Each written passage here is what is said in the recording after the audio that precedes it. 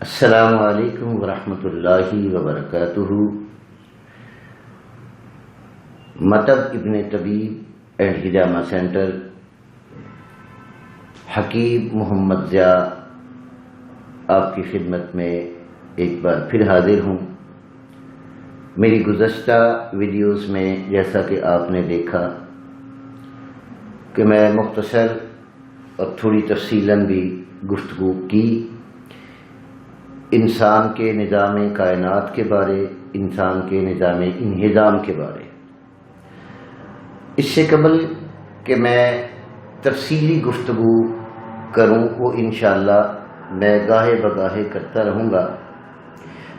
دوستو، آج کے عنوان کو جو میں آپ کی خدمت میں رکھنے والا ہوں، چونکہ سابقہ ویڈیو میں نے غذاؤں کا ہضوم اور پھر آگے خون کی بناوٹ کو ذکر کرنا ہے، اس سے قبل کہ میں امور طبیہ ذکر کروں، آج کا یہ میرا ٹاپک جو ہے یہ ہے دوستو جسم اور روح۔ کیونکہ آپ اور میں بخوبی جانتے ہیں کہ انسان دو چیزوں سے جڑا ہوا ہے۔ ایک چیز کو قرآن کریم نے الطین کہا، جیسا کہ آپ جانتے ہیں سورہ انفعال 8ویں پارے میں جب اللہ نے شیطان سے پوچھا تھا کہ تم نے سجدے سے انکار کیوں کیا، تو اس نے فخر تکبر سے کہا تھا خلقتنی من نار وخلقتہ من طین، کہ اے اللہ تو نے تو مجھے آگ سے بنایا ہے اور اس آدم کو مٹی سے بنایا ہے، تو آگ کا درجہ زیادہ ہے۔ یہ اپنے منہ سے میاں مٹھو بن گیا تھا۔ تو چونکہ ہماری جو قانون مفرد اعضاء کا جو تھیوری ہے، یہ الحمدللہ ان کے بانی نے شاہ الملتانی رحمۃ اللہ علیہ نے قرآن و حدیث سے نکال کر ایک فطری طب پیش کی ہے۔ اسے اگر طب فطرت کہا جائے تو یہ بے جا نہیں ہوگا۔ اس لیے میں مناسب سمجھتا ہوں کہ جسم اور روح کا تذکرہ کر کے میں پھر امور طبیات کو اور امور طبیہ کو ذکر کرتے ہوئے اس ٹاپک کو انشاءاللہ پائے تکمیل تک پہنچا کر اور تمام امراض کی ابتدا انشاءاللہ عزائر عیسیٰ کے تحت کر کے آپ احباب کی خدمت میں اپنی گزارشات کو رکھوں گا۔ تو جی عزیزان محترم، ہمیں معلوم ہو گیا قرآن کریم کی نسبت سے کہ ہمارا جسم جو ہے وہ مٹی سے بنا ہے، اور جیسا کہ میں عرض کر چکا ہوں پچھلی ویڈیوز میں کہ مٹی کے اندر، اس زمین کے اندر میرے اللہ نے وہ تمام نعمتیں چھپا کر رکھ دی ہیں جن نعمتوں کا استعمال کر کے انسان اپنے جسم کی پرورش کر رہا ہے۔ اب اس میں اگر تفصیل کروں گا تو بہت لمبی گفتگو ہو جائے گی۔ میں مختصر عرض کروں گا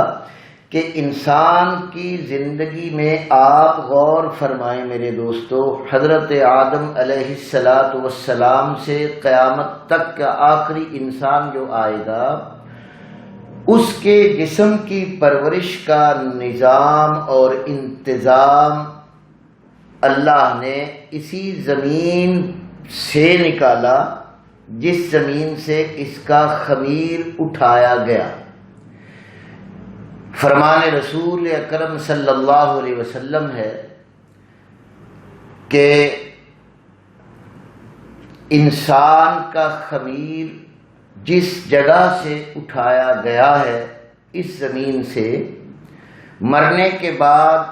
اس کا جسم اسی جگہ پر دفنایا جاتا ہے۔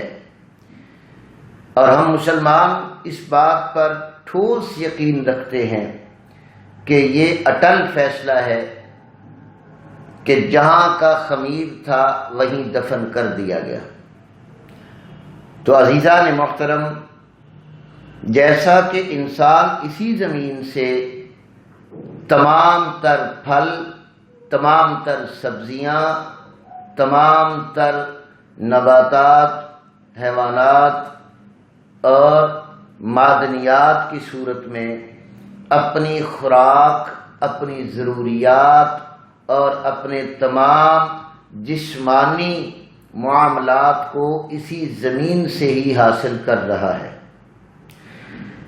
تو اسی زمین کے اندر سے اٹھنے والا انسان کا خمیر مرنے کے بعد اسی زمین میں دفن کر دیا جاتا ہے۔ تو ہمیں اس بحث سے معلوم کیا ہوا کہ جسم کی تمام ضروریات اللہ نے زمین سے پیدا کر دیں، جو انسان ساری زندگی کی محنت لگا کر ہیرے جواہرات سے لے کر ایک معمولی نعمت تک، کیونکہ پروردگار عالم نے ارشاد فرمایا وَإِن تَعُدُّوا نِعْمَةَ اللَّهِ لَا تُحْصُوهَا، کہ اے میرے بندو اگر تم میری نعمتوں کو شمار کرنا چاہو، گننا چاہو تو نہیں کر سکو گے۔ تو جی عزیزان محترم، ہمیں یہ معلوم ہو رہا ہے،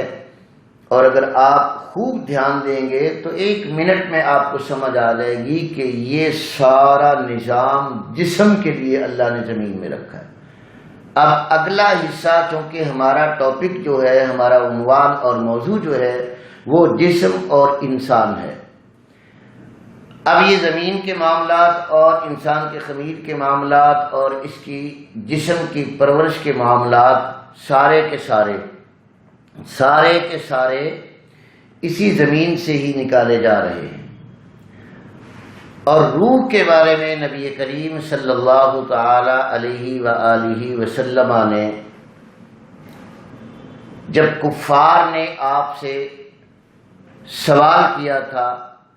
کہ روح کے متعلق آپ ارشاد فرمائیں روح کیا ہے، تو اللہ رب العالمین کے کلام نے جواب دیا قل الروح من امر ربی، کہ روح اللہ کا امر ہے۔ معلوم یہ ہوا کہ جسم روح کے بغیر کسی کام کا نہیں،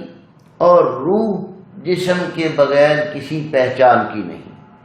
اور یہ جس روح کا ذکر قرآن کریم نے کیا ہے، یہ وہ روح ہے جسے اللہ کا امر کہا گیا ہے۔ اس سے زیادہ اس کی تفصیل نہ کسی نے کی ہے اور نہ ہی کرنے کی اجازت ہے، کیونکہ یہ اللہ کا وہ معاملہ ہے جو اللہ اپنی ذات کے لیے اپنی شان کے مطابق جانتا ہے۔ تو عزیزان محترم، زمین سے تو سب کچھ جسم کی پرورش کے لیے ہمیں میسر کر دیا گیا۔ میرا بھی یہ خیال ہے اور آپ بھی ضرور سوچیں گے کہ روح کے لیے کیا انتظامات ہوئے۔ تو عزیزان محترم، روح کے لیے اللہ نے 1,24,000 انبیاء کو دین فطرت دے کر بھیجا، تاکہ انسان اپنے جسم کے ساتھ کے معاملات تو اس زمین سے اپنی عقل و بصیرت اور علم کے ساتھ پورا کرتا رہے گا، اور اگر اس کی روح بے چین ہو گئی، اس کی روح کو کچھ ضرورتیں پیش آئیں تو وہ کیسے ہوں گی؟ تو اس روح کی تسکین کے لیے روحانی اور دینی علوم دے کر اللہ نے اپنے انبیاء کو چن کر منتخب کر کے انسانوں کی روحوں کو تسکین دینے کے لیے، ان کو اطمینان دینے کے لیے اللہ نے اپنے نبیوں کو اپنا ذکر دے کر بھیجا۔ اسی لیے قرآن کریم نے ارشاد فرمایا الا بذکر اللہ تطمئن القلوب، خبردار اللہ کے ذکر کے بغیر تمہارے دلوں کو سکون نہیں ملتا۔ ہم سونے چاندی کے ڈھیر پر بیٹھ جائیں، ہیرے جواہرات کے خزانوں کے مالک بن جائیں، تو عزیزان محترم جب تک ہمارے قلب کو سکون میسر ہونے کی طلب ہوتی ہے تو آپ یقین جانیے یہ دولت، یہ جاہ و حشم، یہ بادشاہت ذرا بھر چین نہیں دیتی جب تک کہ دل کو اللہ کے ذکر سے گرمایا نہ جائے۔ تو اب اس روح کی تسکین کے لیے، اس روح کی پرورش کے لیے، اس روح کی تر و تازگی کے لیے میرے اللہ نے انبیاء کے ساتھ ساتھ صحیفہ جات اور آسمانی کتب کا نزول فرمایا، کہ جو اللہ کا کتابی علم کہلاتا ہے۔ جتنی کتابیں اور صحیفہ جات انبیاء پر آئیں، آپ اور میں خوب جانتے ہیں مسلمان ہونے کی وجہ سے کہ وہ کتاب اللہ کی شکل میں آئیں۔ تو عزیزان محترم، کتاب کا معنی ہوتا ہے لکھی گئی چیز، کتاب کتابہ لکھی گئی چیز، اور ہمارے پیارے نبی محمد کریم صلی اللہ علیہ وسلم کی ذات اقدس کو جو کتاب ملی اس کو کلام اللہ کہا گیا۔ کتاب یہ چیز ہے کہ میں کوئی چیز لکھ کر کسی کو پیش کر دوں، اور کلام وہ چیز ہے کہ میں ڈائریکٹ بات کروں اور وہ ہم تک پہنچ جائے۔ یہ کتاب اور کلام اللہ میں فرق ہے۔ تو اسی کلام اللہ نے ہمیں مٹی سے قرار دیا اور ہماری روح کو اللہ کا امر قرار دیا۔ تو عزیزان محترم، میں تفصیل نہیں، مختصر عرض کرنا چاہوں گا کہ ایسا سائنسی علم اور ایسا طبی دینی علم کبھی بھی کامل نہیں ہو سکتا جو اللہ رسول کی بات سے باہر ہو۔ یہی وجہ ہے کہ آج عالم کفر میں جب بے چینی آ جاتی ہے تو ہزاروں واقعات آپ نے سنے ہیں کہ کسی کو نیند نہیں آتی تھی کئی مہینوں تک، اور جب وہ اللہ کے گھر میں لایا گیا تو ایسے سو گیا کہ جیسے صدیوں سویا ہی نہ تھا۔ تو معلوم یہ ہوا کہ اللہ نے اس روح کے لیے قرآن کریم کی شکل میں ہمیں روحانی طاقت کے لیے علم روحانی سے بخشا۔ تو اب چونکہ جسم اور روح کی بحث ہو رہی ہے تو اس میں ہمیں دوستو معلوم کیا ہوا کہ جسم کی ضروریات الگ ہیں، روح کی ضروریات الگ ہیں، جسم کی بیماریاں الگ ہیں اور روح کی بیماریاں الگ ہیں۔ جیسا کہ آپ مجھ سے بہتر مطالعہ رکھتے ہوں گے اور جانتے ہوں گے، بالخصوص علماء حق یہ خوب جانتے ہیں کہ روح بیمار ہو تو ادویات کام نہیں کرتی، اور اگر جسم بیمار ہو تو عملیات کام نہیں کرتے۔ یہ دونوں چیزیں جس طرح آپس میں مشترک رہ کر ایک زندگی کا نظام بنتا ہے، اسی طرح دونوں علوم کو جاننا انسان کے جسم اور روح کو تر و تازگی بخشتا ہے۔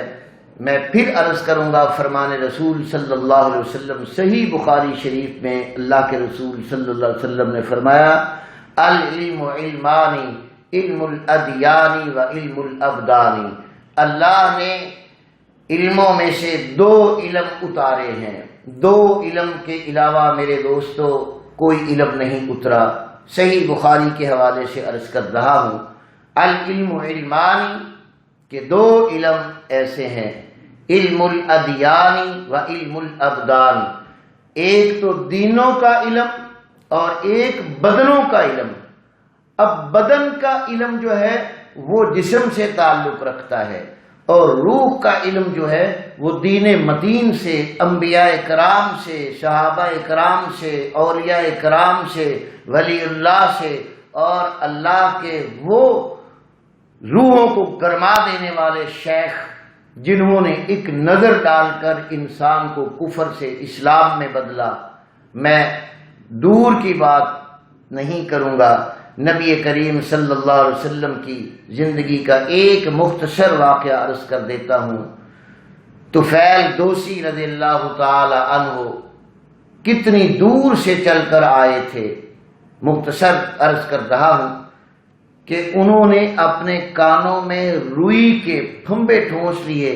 کہ میں محمد کی بات نہیں سنوں گا صلی اللہ علیہ وسلم۔ لیکن جب آپ سورہ طٰہٰ کی تلاوت فرما رہے تھے تو سنتے سنتے جب چھپ چھپا کے کان سے روئی نکالی، تو جب کتاب اللہ کی آواز اور نبی کریم صلی اللہ علیہ وسلم کی زبان مقدس سے نکلے ہوئے الفاظ، آپ یقین جانیے تیر بہدف کی طرح